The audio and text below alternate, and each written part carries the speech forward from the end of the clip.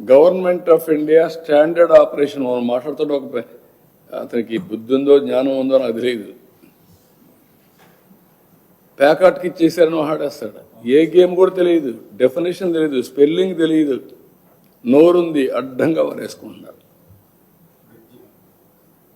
ఏంటది? It is a recognised game.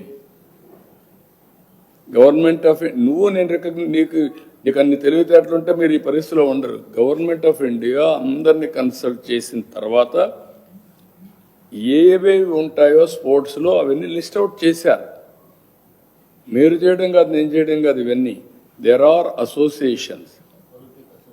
Olympic association కింద different associations అన్నీ ఉంటాయి. దానికి ఒక అసోసియేషన్ ఉంటుంది, కబడ్డీ అసోసియేషన్ ఒకటి ఉంటుంది, ఇంకొకటి ఉంటుంది, అందులో 2-3 అసోసియేషన్స్ ఉంటాయి. ఇవన్నీ వాళ్ళు ఇచ్చే సర్టిఫికెట్లు ఇవి, నువ్వు నేను ఇచ్చేటే కాదు. దేన్ని ఎంత వెయిట్ ఇవ్వాలో government of India has made it A formal categorisation.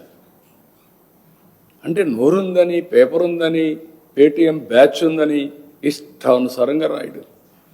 దాన్ని పదే అడ్డంగా చెప్తా ఉంటే నమ్మేస్తారనుకోవడం, లేకపోతే ప్రజాజీవనాన్ని స్తంభింపజేయడం. వీళ్ళు చేసే పనికిరాని దద్దమ్మ పనులకి ప్రజలు పెనలైజ్ కావాలి ఎక్కడికక్కడ.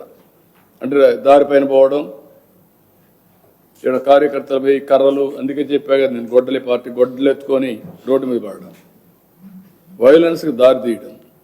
What are you thinking?